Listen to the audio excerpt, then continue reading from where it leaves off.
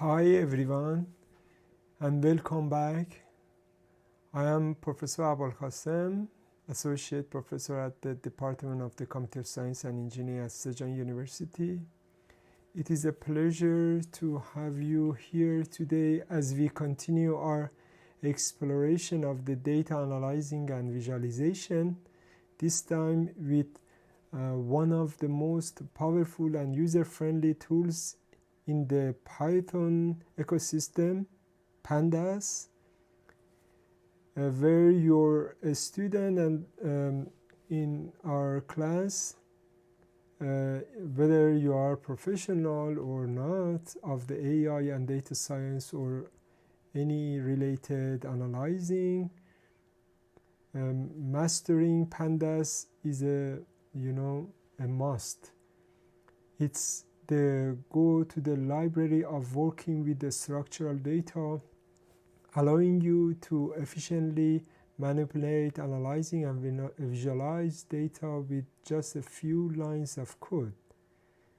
In today's section, we'll begin by understanding what the Pandas is, why it is so widely used, and how you can apply it in your own project. We'll work through practical example of data cleaning, transformation, grouping, filtering, and visual, representative of many, tools, all using Pandas. This will be a hands-on crash course to make sure that you are ready with your Python environment. Whether that's a Google Colab or other environment, but basically we, in this video go for the Google Colabs. By the end of this section, you will have a strong grasp of how Pandas can, superchange your workflow in any data-driven project. The video coming including several parts. First, my TA will start, introduction of the Pandas, and then next section we will go from the theoretical, some little theoretical part, and then go for introduction, practical hands-on exercise, and after that, Pandas data frames. In the second part and third part, Pandas missing. After that, group by Pandas, and in the fifth section, Pandas merging, joining, and concatenating, and sixth section, Pandas operation. In the last section, we will go for Pandas input, output. I would like to also mention all video contents labeled with the TA, teaching assistant, TA led, has been fully scripted, outlined, and approved by me, Professor Abolkasem Sadeqin Yaraki. Due to high volume of academic responsibilities, certain lecture has been recorded by a specialist and teaching assistant from our research team, strictly following the content and script developed by me. So I approve all content and I prepare all of them and ask TA to prepare it. Let's get started and unlock the full potential of the Pandas for data analyzing and visualization. Thank you.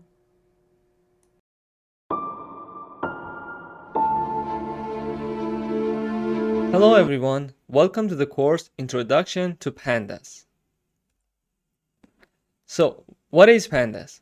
Pandas is an open source Python library that provides data structures and data analysis tools.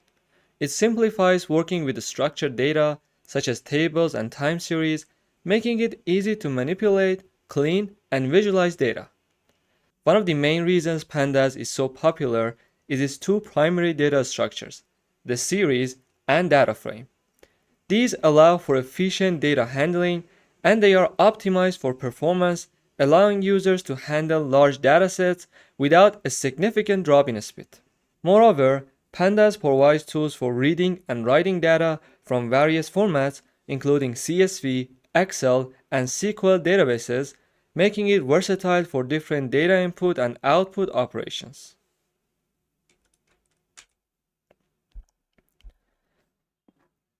Pandas is built on top of Python, a programming language known for its simplicity, readability, and wide adoption in the data science community. Python, due to its versatility, has a rich ecosystem of libraries such as NumPy, Matplotlib, and SciPy, with which Pandas integrates seamlessly. For instance, Pandas uses NumPy under the hood to ensure that numerical operations are fast and efficient. Additionally, when it comes to data visualization, Pandas works well with Matplotlib, allowing users to create various plots directly from Pandas objects.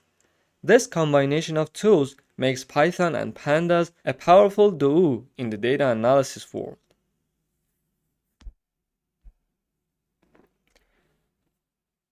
Wes McKinney, the creator of Pandas, developed this library in 2008 to address a critical gap in Python's data analysis capabilities. At the time, existing tools for data manipulation, particularly in Python, were either too slow or too inflexible to handle the growing demands of modern data analysis. He built Pandas to allow for flexible and fast data manipulation, especially for handling time series data and large tabular datasets. This need was particularly felt in the finance industry, where McKinney worked and required more robust tools for analyzing financial data. Today, Pandas continues to be widely used in finance, but its application extends to various other industries too.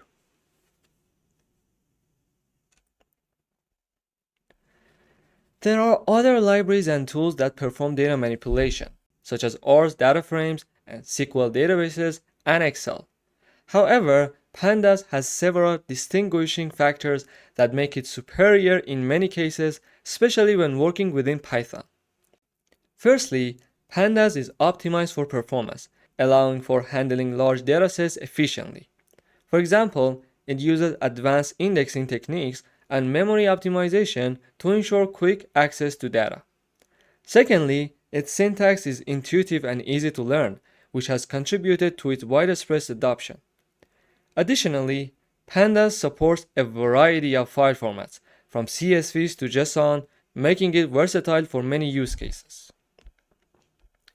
Lastly, the ability to integrate with other Python libraries such as scikit-learn for machine learning or Matplotlib for visualization makes Pandas a critical part of the Python data science stack.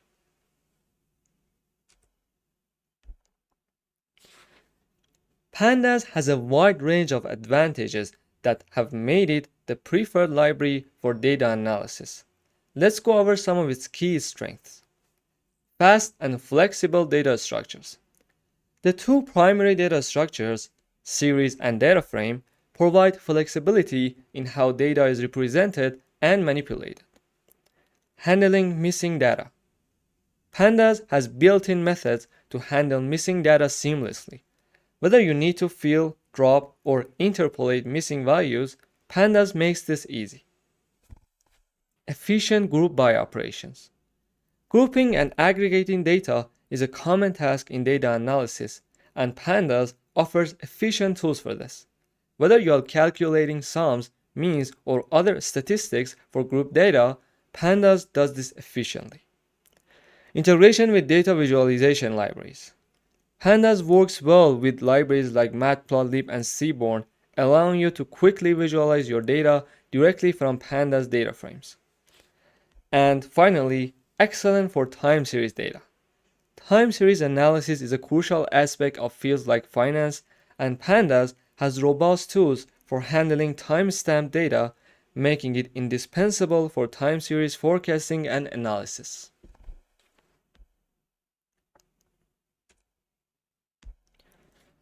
Pandas is used extensively across various industries, including finance, economics, biology, and social sciences. In finance, for example, it is used to handle stock market data, perform time series analysis, and compute various financial statistics. In the biological sciences, researchers use Pandas to analyze large datasets generated from genomic studies, epidemiological data, and more. One of the reasons Pandas remains so powerful is its active community of users and contributors. This ensures continuous improvements, bug fixes, and new features, keeping Pandas at the cutting edge of data analysis tools. To conclude, Pandas is more than just a library for data manipulation. It's an essential tool for anyone working with data in Python. Its flexibility, performance, and integration with other Python libraries makes it indispensable for data scientists, analysts, and engineers across various fields. Whether you are working on large datasets, performing financial analysis, or creating machine learning models, Pandas offers the tools you need to efficiently handle and analyze your data.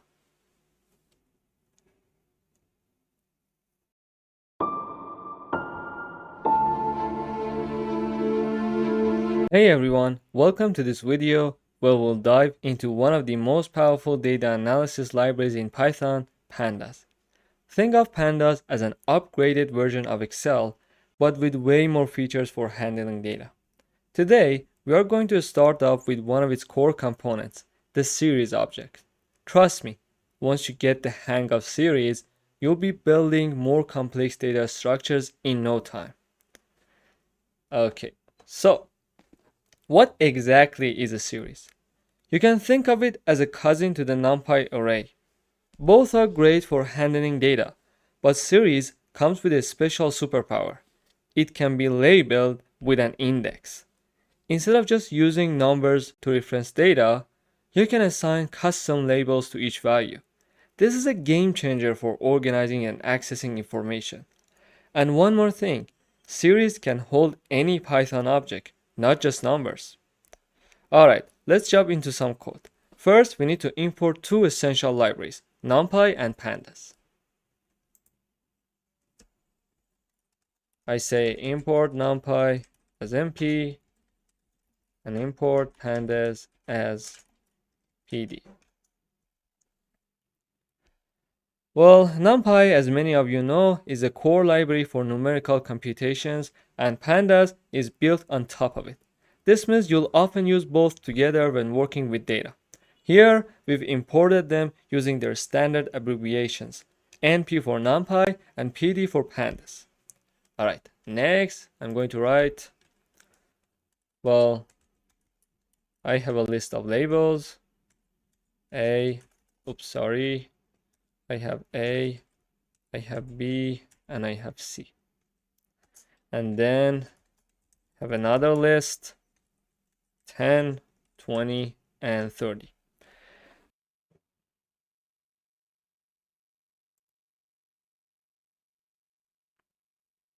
Let's start by creating a series from a list. First, we define two variables, labels, which is a list of strings that we'll use as the index, and mylist, which holds the actual data we want in our series. To convert this list into a Pandas series, we use pd.series and pass in our mylist as the data argument. So the method that I'm going to use is going to be pd.series, and I pass in mylist as an argument. Okay, so notice that we haven't specified any labels yet. So Pandas will assign default numerical indexes. Alright, now let's add those custom labels. By passing labels as the index parameter, each value in the series gets an associated label. So we have to use this pd.series method again and say, okay, so data is again my list, but this time give it some custom index, which is the label list. Oh, sorry, it was labels. This is incredibly useful when you want to reference values by something more meaningful than just a number. Alright, next up, we can also create a series from a NumPy array. This works exactly the same as lists. I can have an array, np.array, array, and then pass in a list. 10, 20, 30, and say pd.series passing the array. Alright, here, as you know, array is an array of number, and when we convert it to a series using pd.series, pandas assign numeric indexes by default.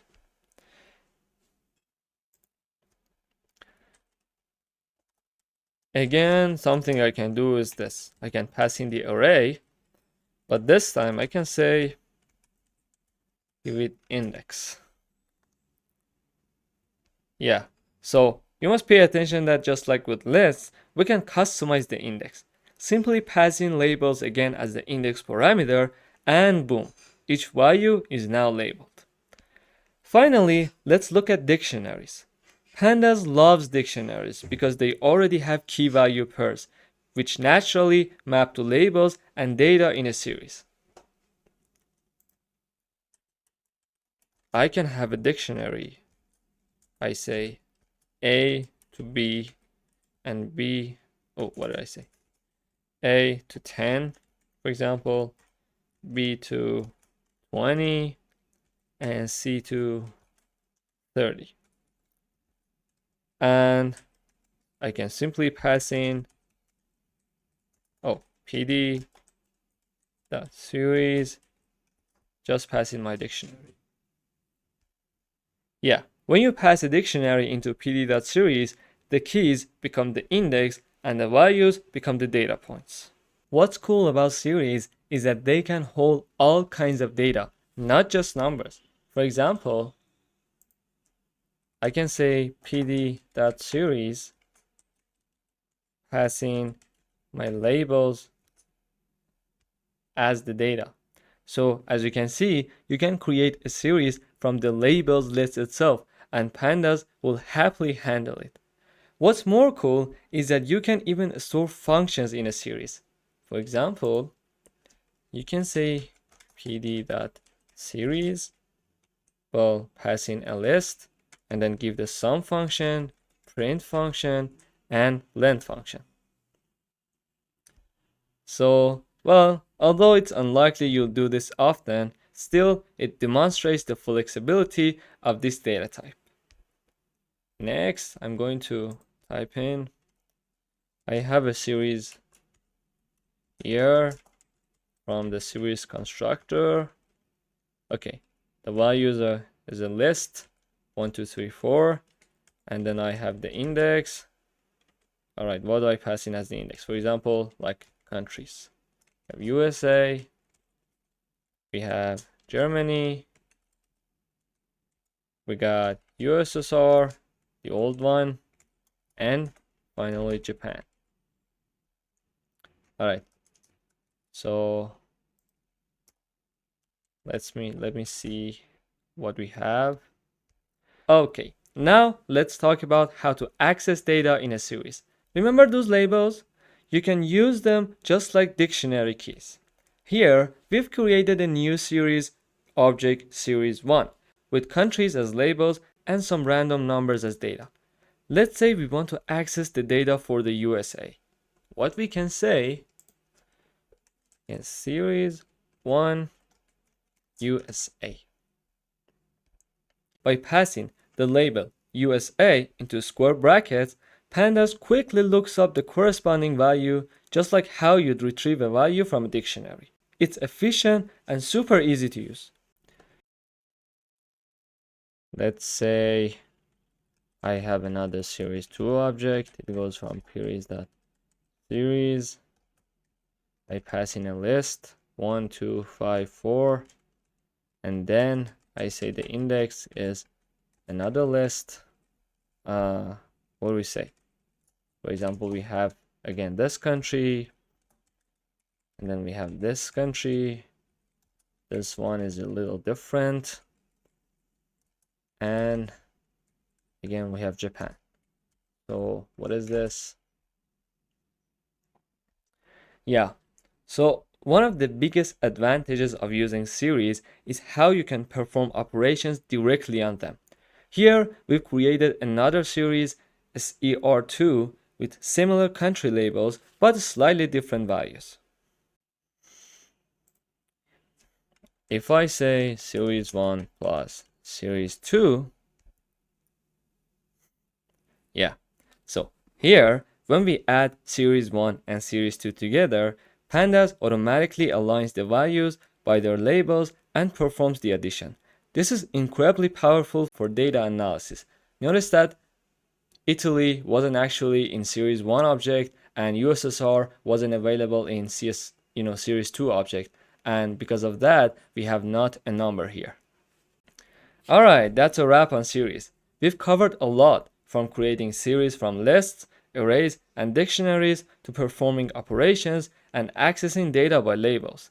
In the next video, we'll dive deeper into data frames, which build on the concept of series and take your data analysis to the next level. See you there!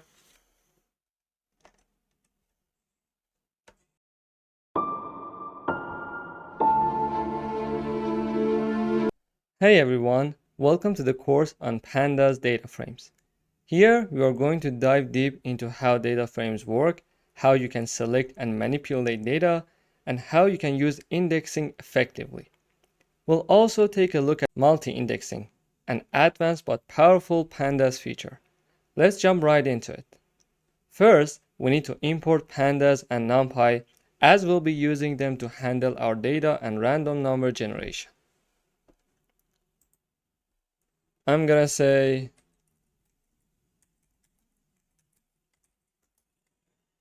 standard abbreviation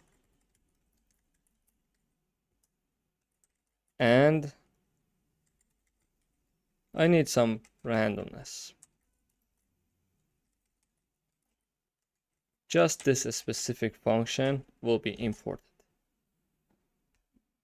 We'll set a seed for NumPy's random number generator to ensure reproducibility. This means that every time we run this notebook, we'll get the same set of random numbers.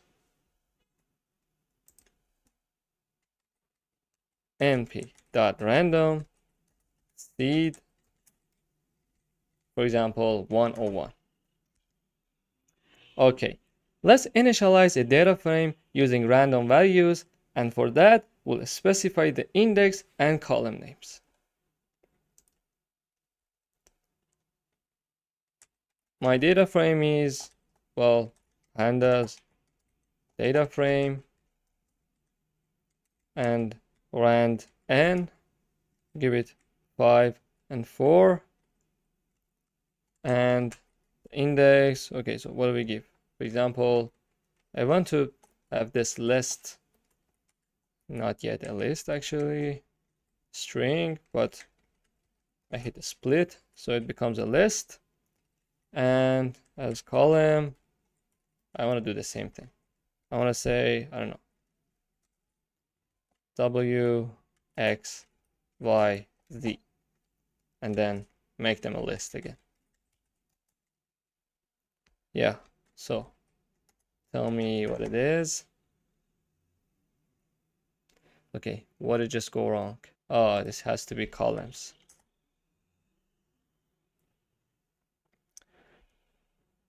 Okay, here, as you can see, we've created a data frame with 5 rows and 4 columns. The rows are indexed by letters A through E, and the columns are labeled from W to Z.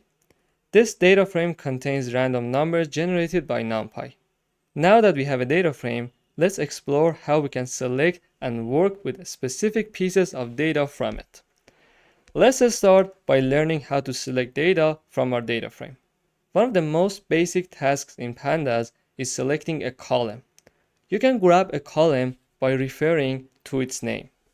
So, you can say, I have df, just pass in the name. Yes. So, this command gives us the entire W column. Notice how it's returned as a Pandas series, which is essentially a one-dimensional array with labeled X's. What if we want to select multiple columns? In that case, we can pass a list of column names, like this. Square brackets again, but inside it, we pass a list.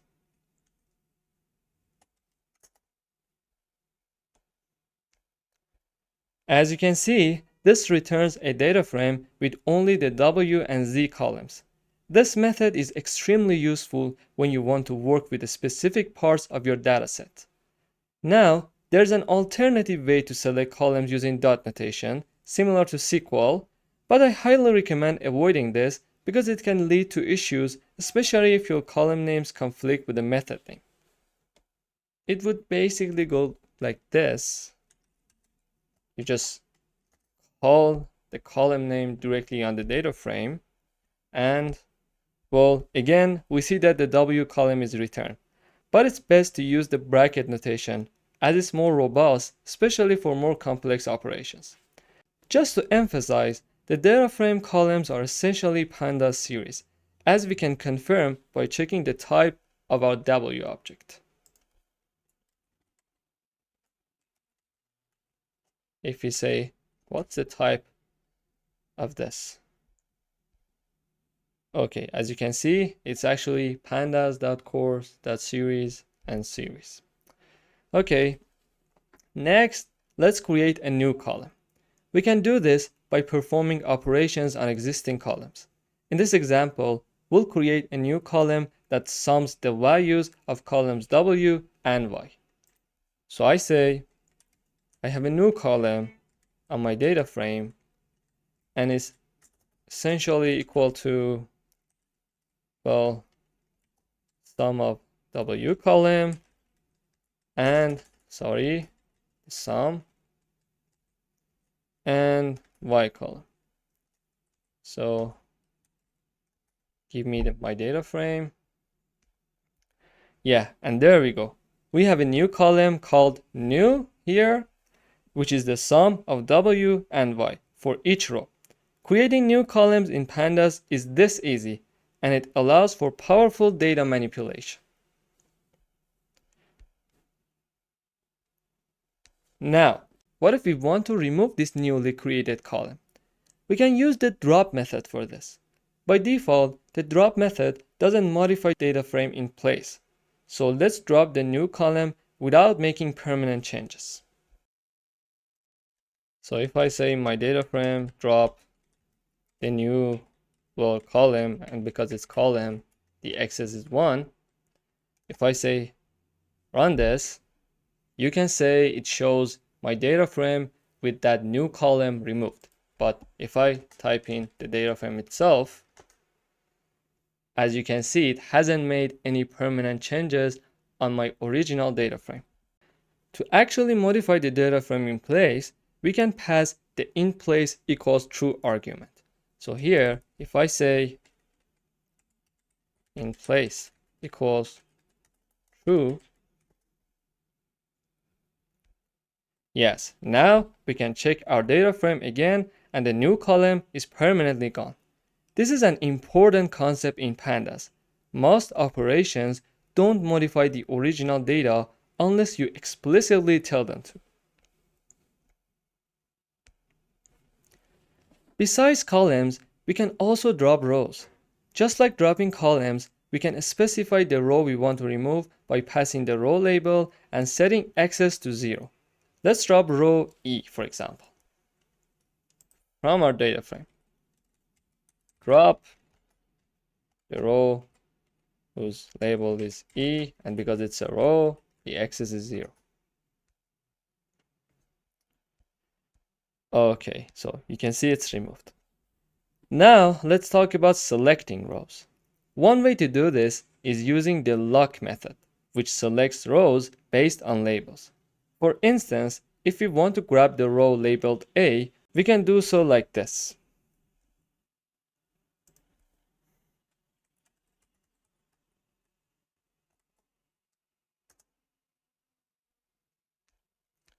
So this returns the entire row corresponding to the index A. Alternatively, if you prefer to select rows based on their position rather than the label, you can use the iLock method. So that one was based on label. Here, I just want to pass in the position. starting from 0. Yeah, here iLook2 returns the third row because remember, Python indexing starts at 0, which is label C in our case. So look is for label-based indexing and iLook is for position-based indexing. We can also select a subset of both rows and columns. For instance, if you want to select the value in row B and column Y, you can use the look method like this. Data frame, look, and then two things in my square brackets. Row B and column Y. Or if you want to select multiple rows and multiple columns at once, you can pass a list of labels for both the rows and columns.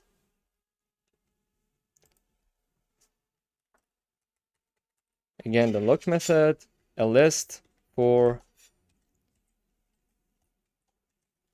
the rows and another list for columns.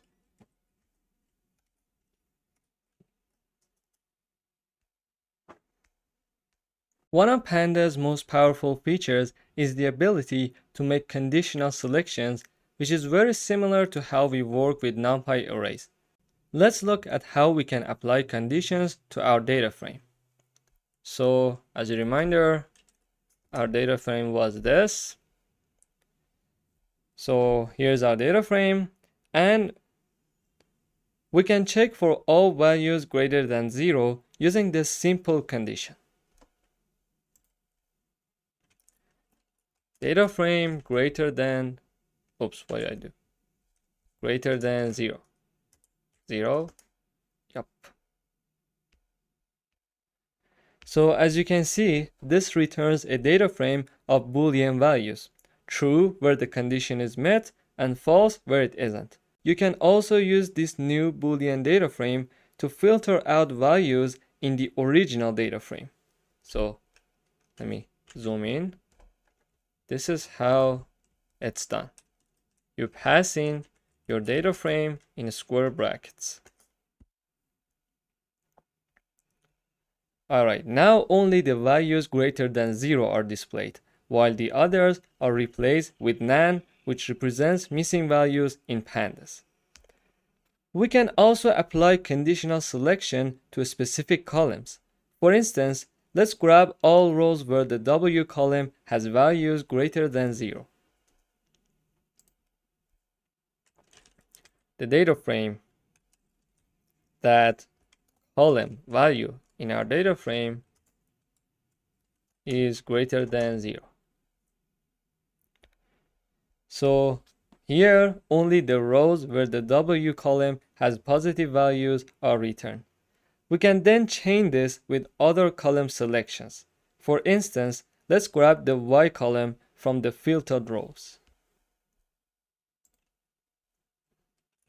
Say first filter it based on column being positive, and then give me this guy. So we only have the Y column here. Similarly, we can filter multiple columns by passing a list. Let's get both the Y and X columns for rows where W is greater than 0.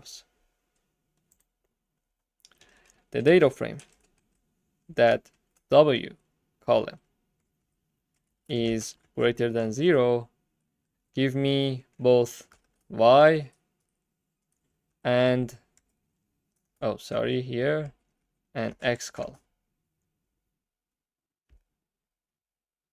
For more complex conditions, we can use logical operators like ampersand and or. Let's filter rows where W is greater than 0 and Y is greater than 1. Again, I put parentheses here. Okay, so this column has to be greater than 0, and after parentheses, another condition in another parenthesis. This one is also greater than 0.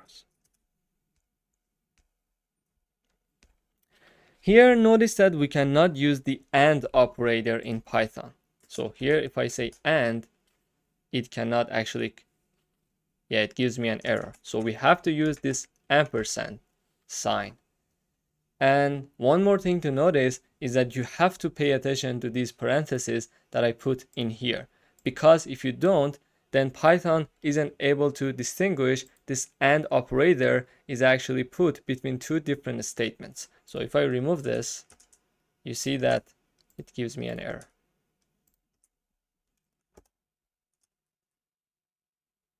So you have to put parentheses to actually distinguish your statements. Okay, let's move on to some more index manipulation. We can reset the index of our data frame to the default integer index using the reset index method. I can say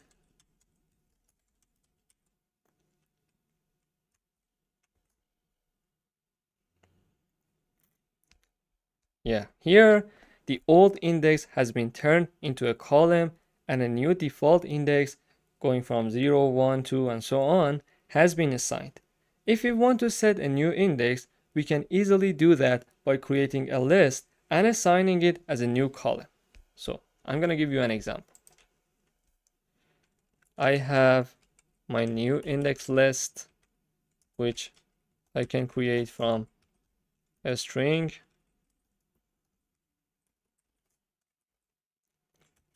split, and then we have df states is new index list. I added a new column. Let's see the data frame. So we've added a new column states with values representing different US states. Let's now set this new states column as the index of our data frame. I'm going to use this method df set index and pass in the name of our new column.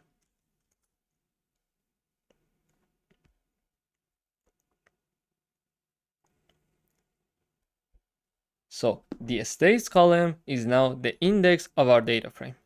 Notice how the previous index has been removed. If you want to modify the data frame in place, you can use the inPlace equals true argument.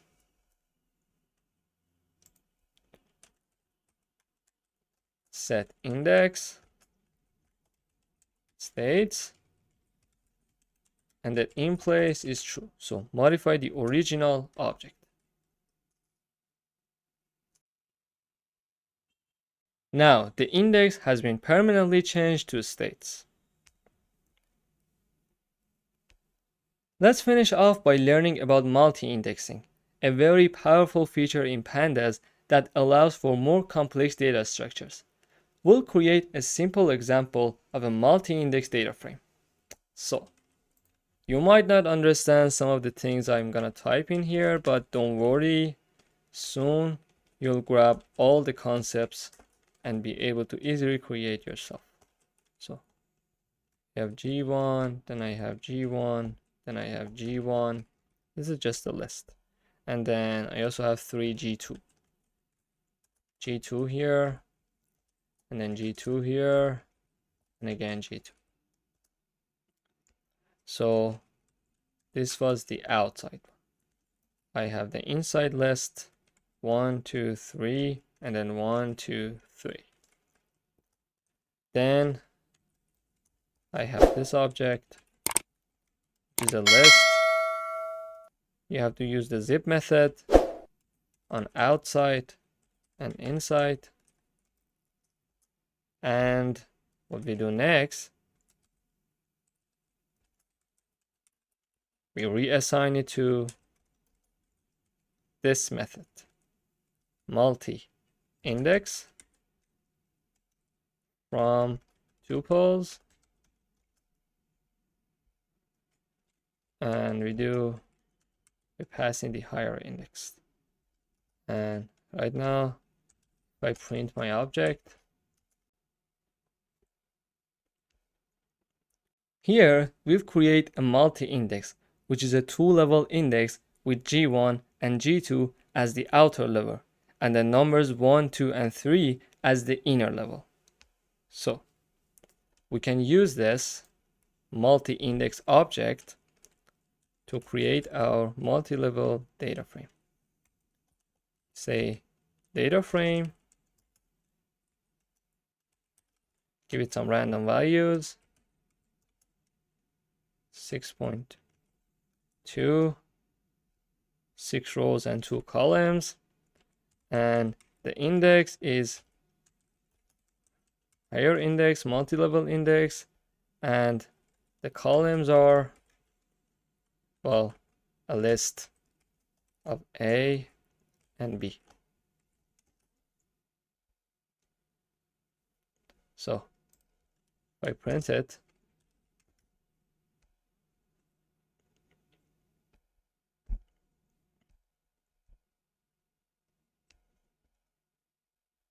so as you can see, our data frame has now a multi-level index with 6 rows and 2 columns. The outer level is G1 and G2 here, and the inner level is 1, 2, and 3. Let's see how we can use this index. If we want to grab all rows where the outer index is G1, we can do so using the lock method. Lock, not G1, actually. Okay, run it again. This returns a sub-data frame containing only the rows where the outer index is G1. If we want to dig deeper and grab specific inner index values, we can change the look calls. Say, first, give me the outer G1 index, and then give me 1. So here we get the row where the outer index is G1 and the inner index is 1. We can also assign names to the index levels to make them more meaningful. So if I type in df.index.names, what do we get? So yeah, they don't have any names.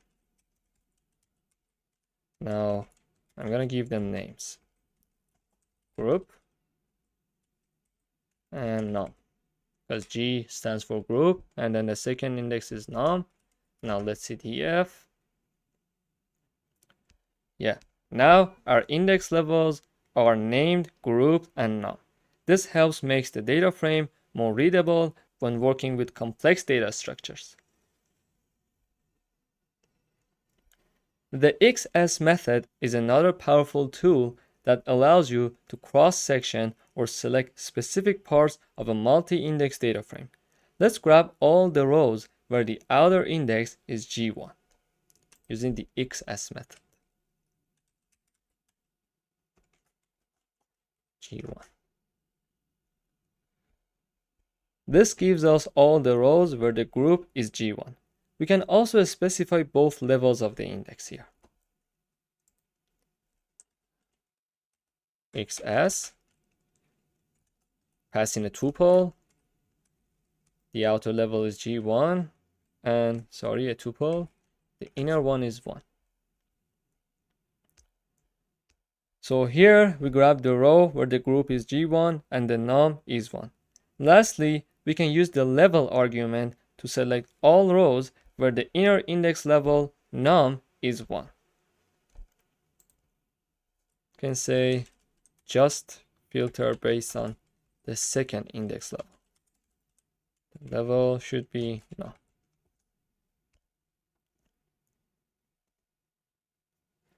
Yeah, there it is.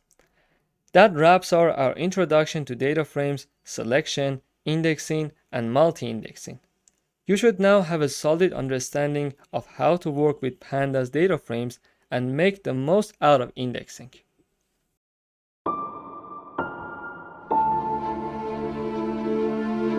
Hey everyone! Today we'll be exploring how to handle missing data in Pandas.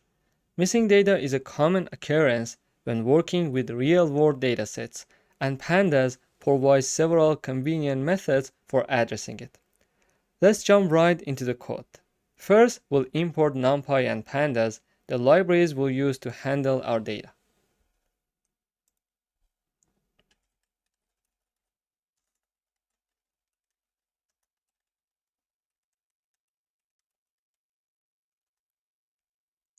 Next, we'll create a simple data frame that contains some missing data.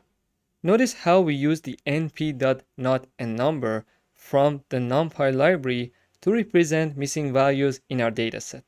This is a common way to indicate missing or null data. I have a data frame from Panda data frame, and then I use a dictionary. I say column A is this list, 1, 2, and the last one is missing, np.nan. Then we have column B, and this one is again a list, 5, missing, again missing. And I have C, which has no missing values.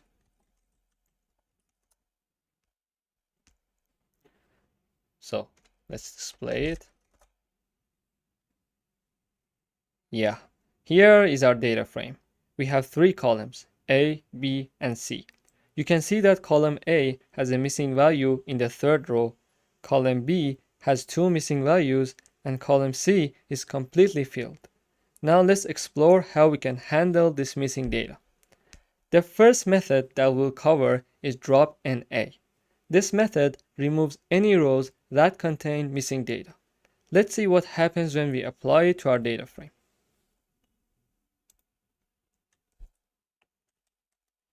df drop_NA. As you can see, Pandas has dropped the rows where any missing data was found. In our case, only the first row is retained, as it has no missing values. By default, drop_NA removes rows. What if we want to remove columns instead? To drop columns that contain missing data, we simply specify access equals 1. This tells Pandas to perform the operation along the column axis. So drop not a numbers, but this one drop columns that have not a numbers. Now the columns A and B are dropped because they contain missing values. Only column C, which is fully populated, remains. This is useful when you have a lot of columns with missing data and want to focus only on the complete columns. Sometimes you don't want to drop rows or columns that have just one missing value. Instead, you might want to drop rows or columns based on how many non-missing values they contain. For that, we can use the thresh parameter. Here, thresh equals 2 will keep rows that have at least 2 non-nan values.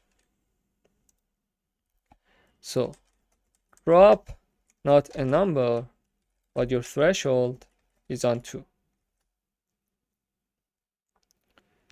Yeah, with thresh equals 2, rows that have at least 2 non-missing values are kept. In our data frame, this means that the first 2 rows remain, but the last row is dropped because it has fewer than 2 non-missing values. Now, instead of dropping missing data, you might want to fill it with a specific value. We can use the fill_NA method to achieve this. For example, let's replace all missing values with a placeholder value, a string fill value. Fill not a number and fill it with this string. This could be any string. Yeah, as you can see now, wherever there was a missing value, it's now filled with the string fill value. This is a simple and effective way to handle missing data, especially if you want to preserve the structure of your dataset, but still acknowledge where data was missing. Another common approach is to fill missing values with a statistical measure like the mean of the column. For example, let's fill in the missing values in column A with the average of the existing values in that column.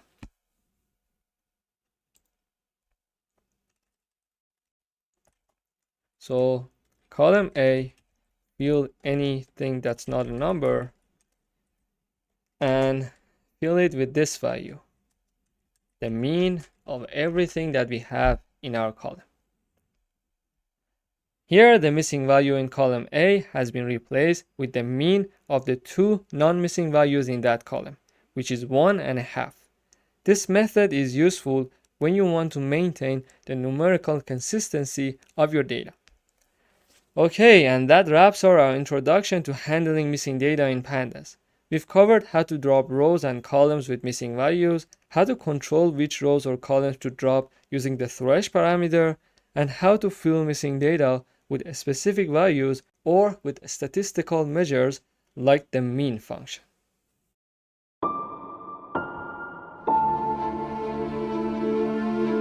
Welcome back. We are diving into a powerful tool in Pandas called group by. This method allows us to group rows of data based on a specific column and then perform various aggregate functions on them.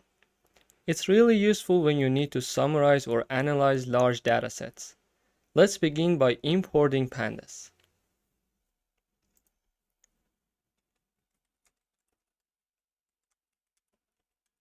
We'll start by creating a simple data frame. In this example, we have data from 3 companies: Google, Microsoft, and Facebook. Each company has associated employees and sales figures. This is how our data is structured: 3 columns: company, person, and sales. So, my data. So here basically I have a dictionary, and the keys in my dictionary are the companies, and the values are actually, the real values that I'm going to put in my data frame. So in order to make a data frame out of this, I'm going to say pd.dataframe has in my dictionary, and let's see it. Okay, here's our data frame. We have 6 rows of data, 2 for each company, and it includes the sales numbers and the people working at each company. Now, what if we want to analyze this data by company, like finding the average sales per company? This is where the group by method comes into play. Let's start by grouping the data based on the company column. Data frame, group by, the column named company.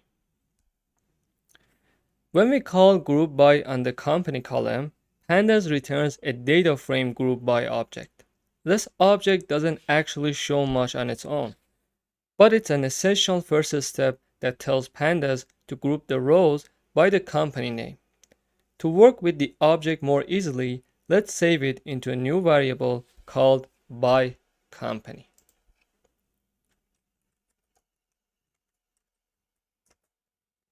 Company is group by .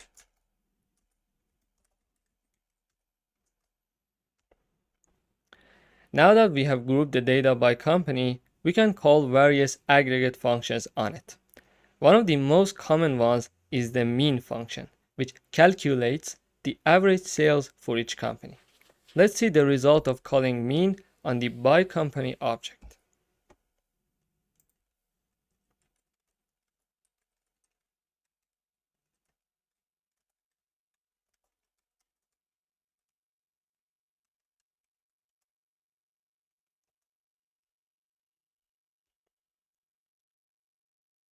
As you can see, we now have a summary table that shows the average sales per company.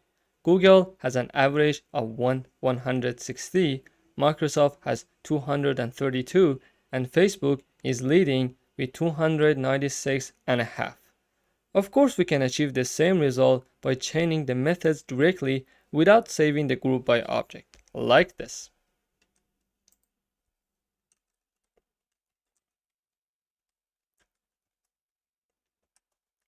Group them by company again and get the mean value. So here I have to pass in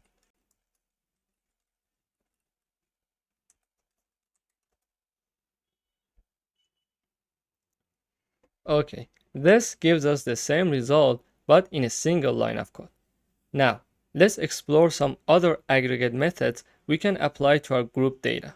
For example, the SCD method will give us the standard deviation of sales for each company. If I say this by company object, the sales column, get the standard deviation. Yeah, here we see that the standard deviation for sales per company. It shows how much the sales figures deviate from the average for each company. Similarly, we can use other methods like mean, max, and count to find the minimum, maximum, and the count of data points for each company. Let's try them out. I can say by company object mean.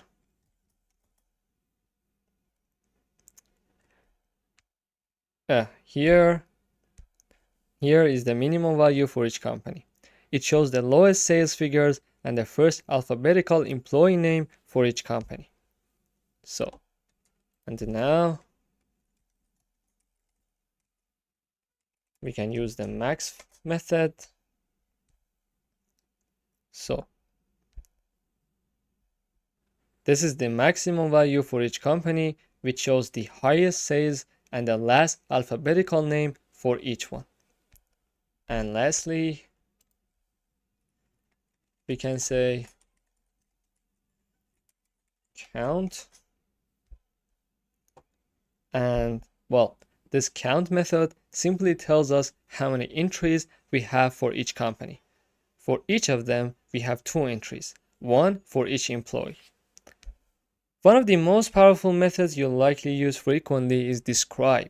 This method provides a summary of key statistics such as count, mean, and standard deviation.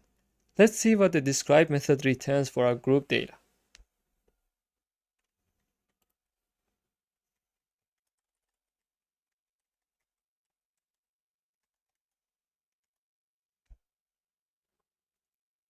As you can see here, this gives us a detailed statistical summary for each company.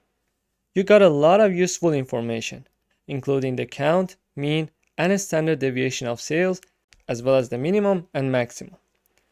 If you find this layout a bit difficult to read, you can transpose the results so that each statistic becomes a row and the companies become the columns. Let's transpose the describe output.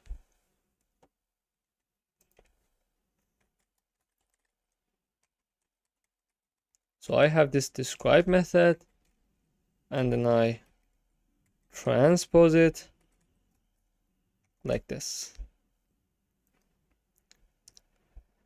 Much better. Now the statistics are listed on the rows and the companies are the columns. This format might be easier to interpret, especially when dealing with multiple companies. Finally, if you want to focus on just one company, such as Google, you can select it from this transpose data frame. We can say, first, give me the transpose.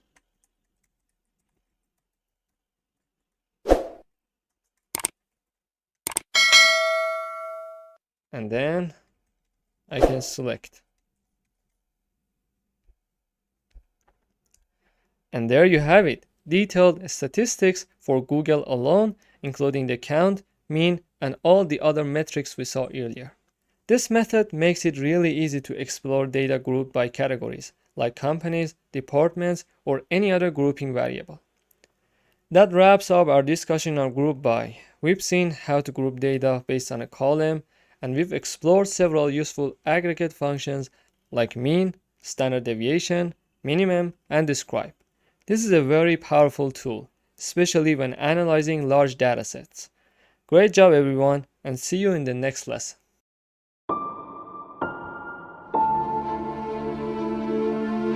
Hey everyone, in this lecture we are going to dive into 3 key ways to combine data frames in Pandas: merging, joining, and concatenating.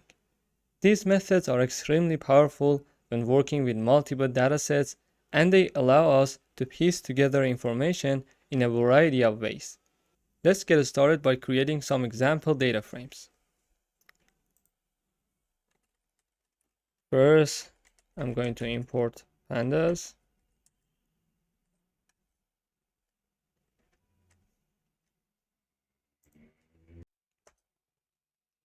So you see this one?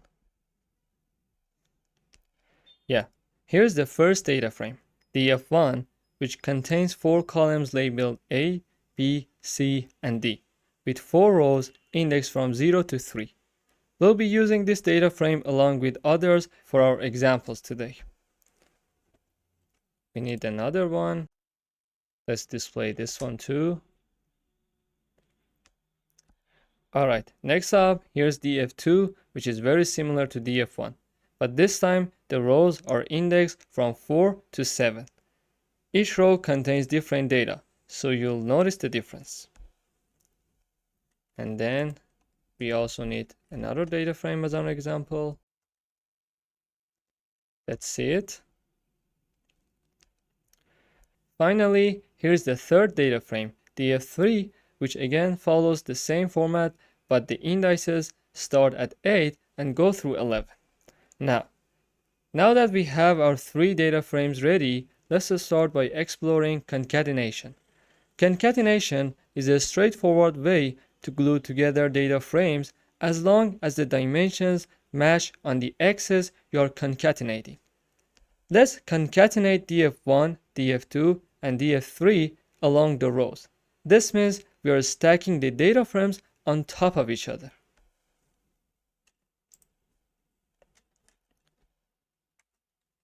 Use the pandas concat function and then pass in all the data frames as lists.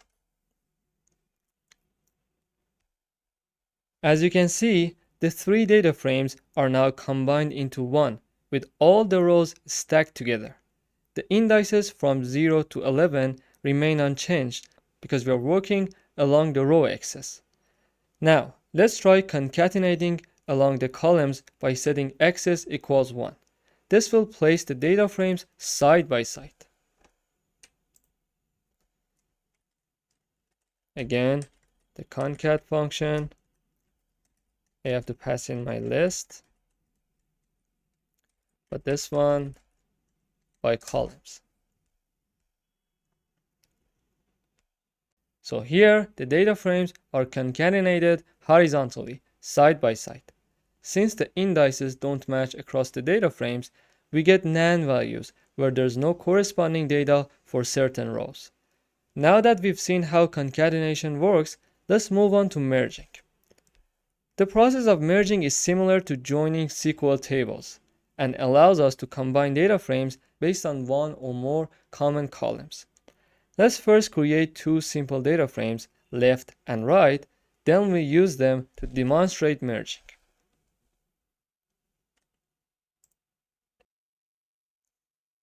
So left is this one and right is this one.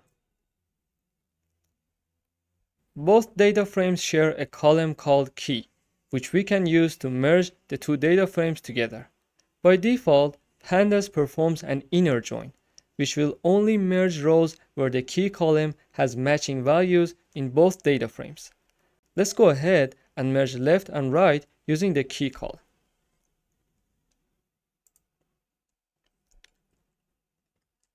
Pandas merge function, left, right, and how is going to be inner, which is also the default one, and on the key column. So as you can see, the result is a merged data frame where rows from left and right with matching key values are combined and we get all columns together. Now, let's look at a more complex example where we have multiple key columns for merging. So here, I reassign left and right, and let's display them together. This is left, This is right. Okay. In this example, both data frames left and right have two key columns, key 1 and key 2. We'll use both columns to merge the data frames. Pandas merge function, left, right, on. So notice that I'm not specifying how because it's going to be inner joined by default.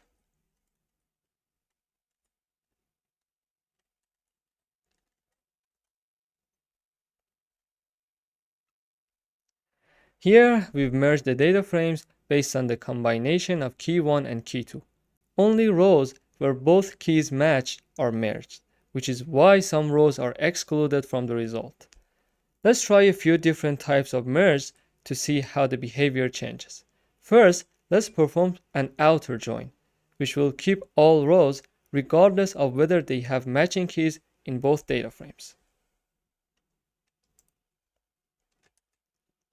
So far, the rows that didn't have matching keys were excluded. But if I say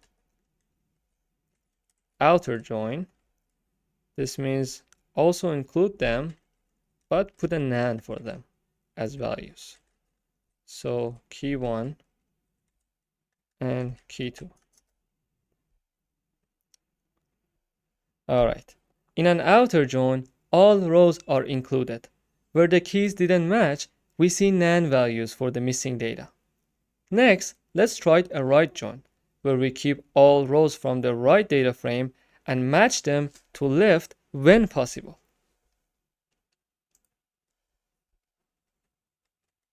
I say a merge between left and right, but this one, how is right? Means that keep everything from right and exclude the ones that don't match in the left one.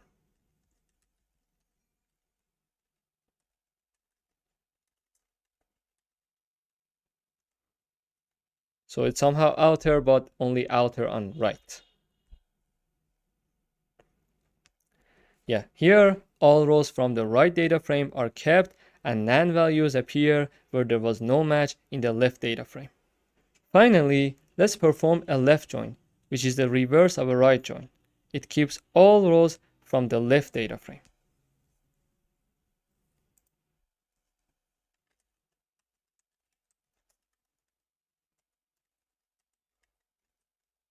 How is going to be left this time?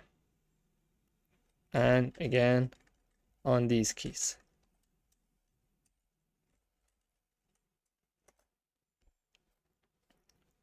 So, as you can see, in the left join, all rows from the left data frame are kept, with NaN values for rows where there was no match in the right data frame. Now, let's move on to joining, which is another powerful method in Pandas. Joining is slightly different from merging. It's designed to combine the columns of two data frames that may have different indices. Let's see an example of how this works. We'll create two data frames left and right with different indices.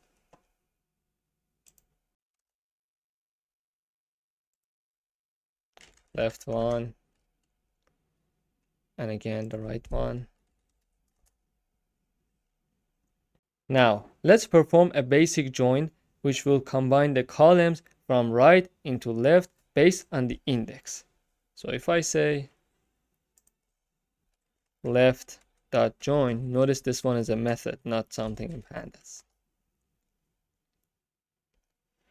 As you can see, the data frames have been joined together based on the matching index values. Where the indices didn't match, NaN values are inserted. Now, let's perform an outer join, which will include all indices from both data frames, similar to how an outer merge works. Left join right, and how it's going to be outer. In the outer join, we keep all the indices and NaN values appear where there are no matches. This is useful when you want to retain all data, even if it's incomplete. And that's a wrap on merging, joining, and concatenating data frames in Pandas. we've covered how to concatenate data frames along rows and columns, how to merge them based on keys, and how to join them based on their indices. Great job, everyone. See you in the next lesson.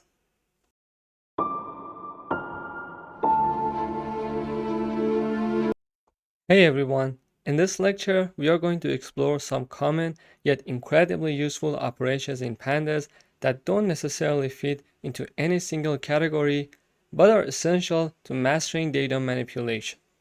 Let's start by importing Pandas and setting up a sample data frame for our examples. Import Pandas as PD, and the data frame is Pandas data frame made from a dictionary. Let's see our data frame. Okay, as you can see, we have a data frame with 3 columns: column 1, column 2, and column 3.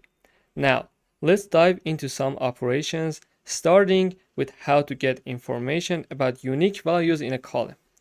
In order to do so, we can say, okay, I want to have unique on my column 2. Well, this unique function returns an array of all the unique values in column 2. It's helpful when you want to see all the distinct values in a column. Here, we get 3 unique values: 444, 555, and 666. Next example.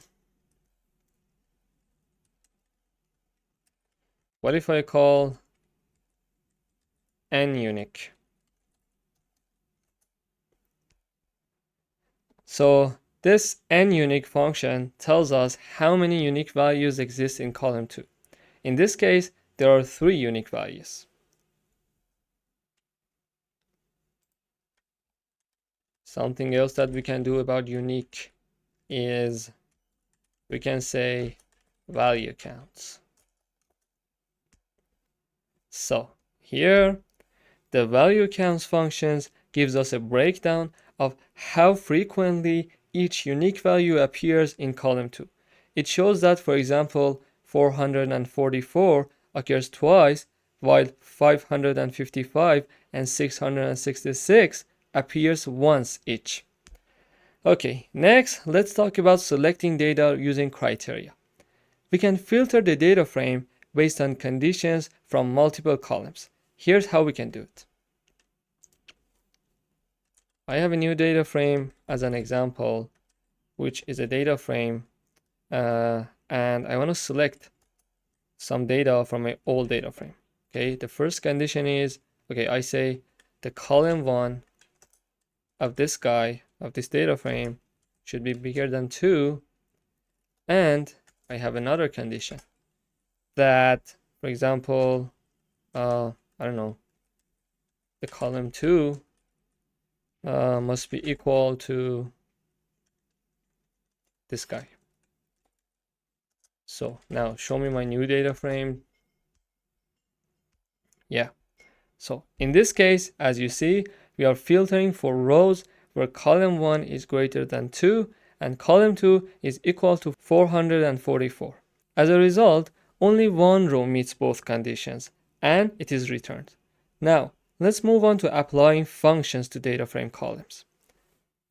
We can use the apply function to apply any custom function to a column.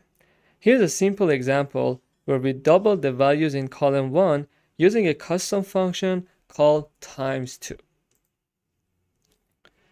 Imagine I have this times2 function that will basically do what its name suggests. It returns the value times 2. And what I can do is that I can say, okay, I have the column 1 of my data frame. I call the apply method and I pass in my function. And if I do so, well, as you can see, all the values in column 1 have been doubled. This is a simple yet powerful technique to transform your data. Next, let's use the apply function to find the length of strings in column 3. I have column 3 of my data frame, and I apply this function on it, the length function, the standard length function in Python. Yeah, here, as you see, we calculate the length of each string in column 3. For example, ABC has a length of 3, so does DEF. We can also perform basic aggregation functions, like finding the sum of a column. So after applying stuff, column 1, which is numbers, I can call the aggregate function sum. Yeah, the sum function adds all the values in column 1, giving us the total sum. Simple and straightforward. Now, let's see how we can remove a column permanently from a data frame using the del keyword. I can have this delete keyword, and I say column 1. After that, if I look at my data frame, as you can see, column 1 has been permanently deleted from the data frame. Notice that this operation modifies the data frame in place.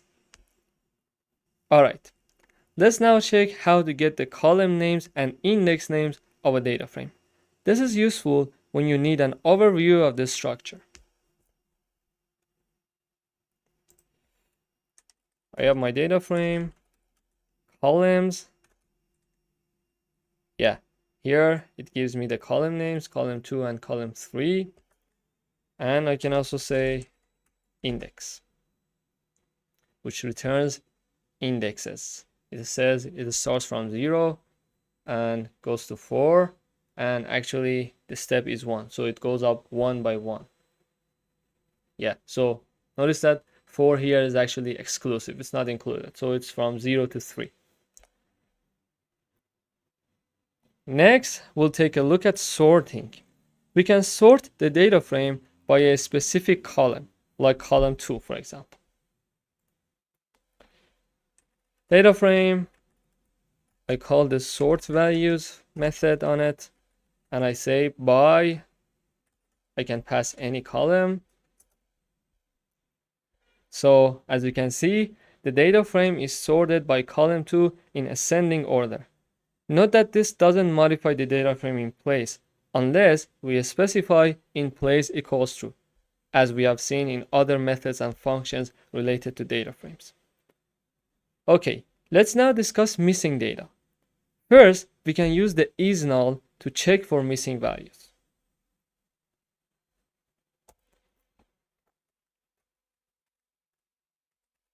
isNull. As you see, the isNull function returns a data frame of Boolean values where true represents a missing value and false represents a valid value. If you want to know more about how to remove columns or rows based on if they have any missing data, or how to fill any missing data in your data frame, we have a whole lecture dedicated to this lesson, which you can check out.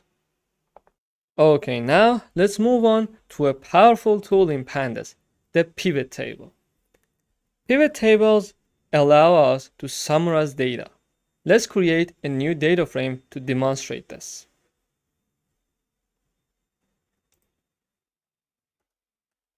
If we check our data frame,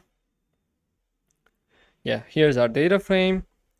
Okay, now let's create a pivot table that summarizes the data based on the values in column D using A and B as the row indices and C as our column index.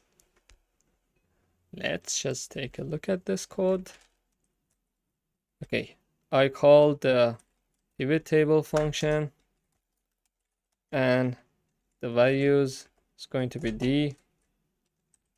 The index is going to be, well, A and B. And the columns, I choose the C.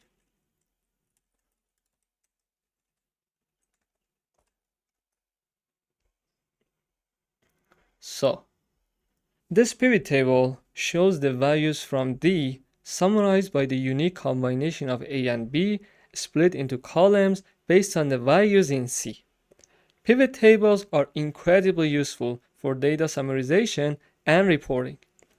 And that's it for this lecture. We've covered a variety of useful Pandas operations, from selecting data, applying functions, sorting, handling missing data, and working with pivot tables.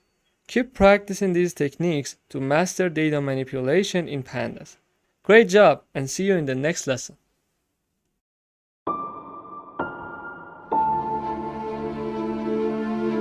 Hello everyone. In this lecture, we are going to dive into one of the most critical aspects of working with data input and output. Pandas provides a wide range of methods to read and write data across various file formats. Let's explore these options and see how you can use Pandas to handle data seamlessly. We'll start by importing the necessary libraries, NumPy and Pandas. Also notice that this data folder variable that I have defined here points to the location of my current folder in Google Drive. And also pay attention that if you want to use any file from your Google Drive, you have to have your Google Drive mounted from here, I guess. Not here, here. Yeah. So you have to have this option selected so your Google Drive is mounted.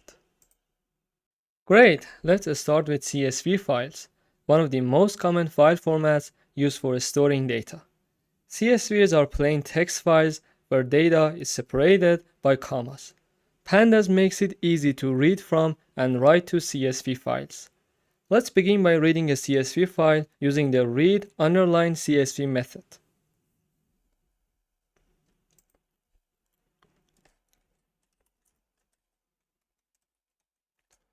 Pandas read CSV. This is a file that I have in my folder, in this folder here. So I have to do this because this method takes full path from you. Yeah. So here we are using the pd.read underline CSV method to read a file named example. Once we run this, Pandas loads the CSV into a data frame, which is displayed here.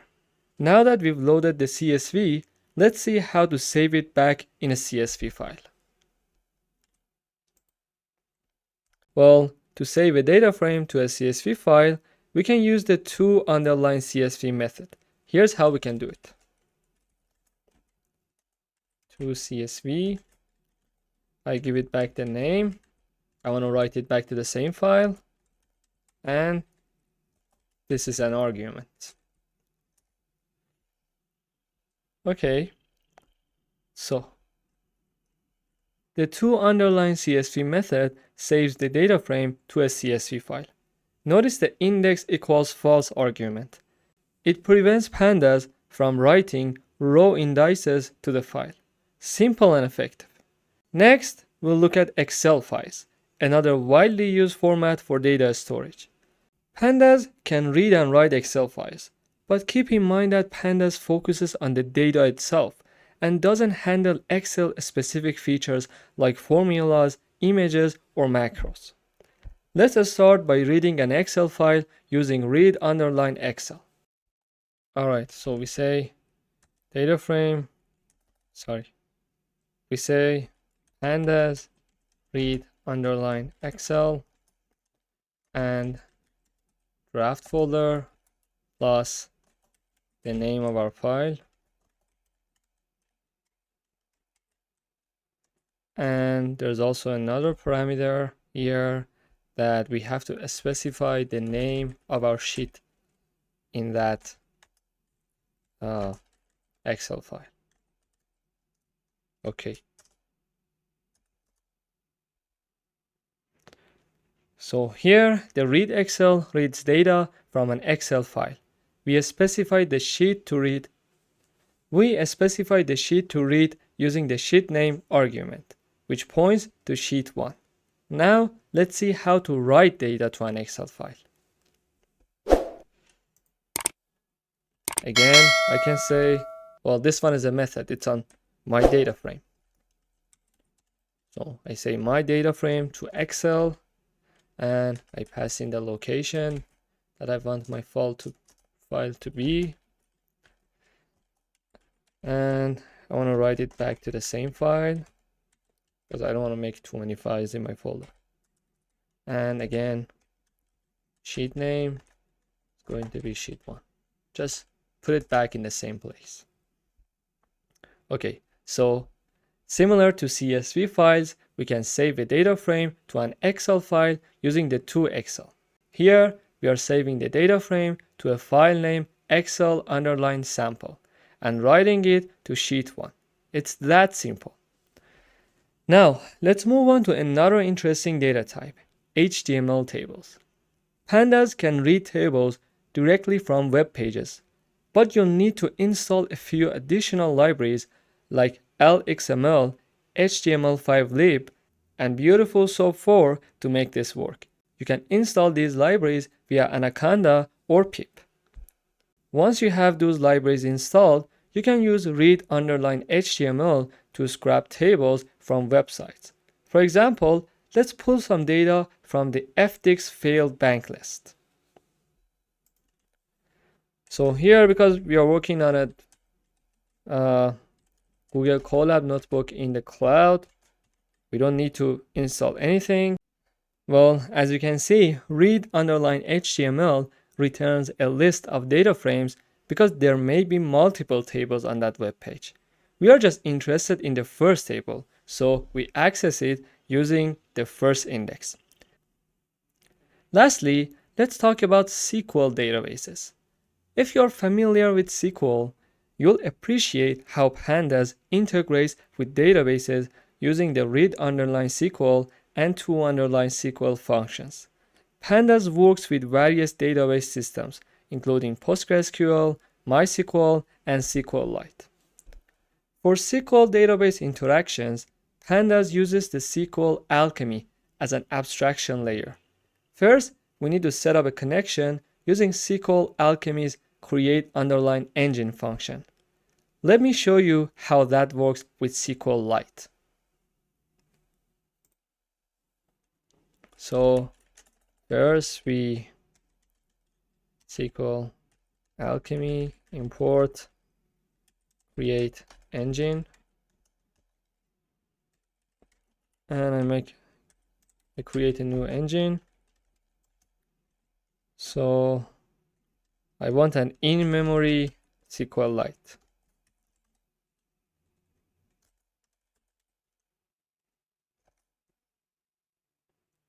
So here we are creating an in-memory SQLite database using SQL Alchemy.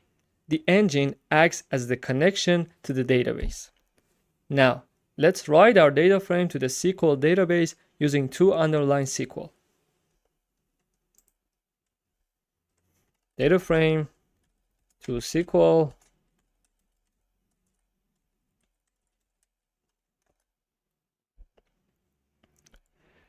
With to_SQL, we are saving the data frame to a table called data in the SQL database. This method is quite versatile and works with many databases, not just SQLite. Next, let's read the data back from the SQL table using the read_SQL.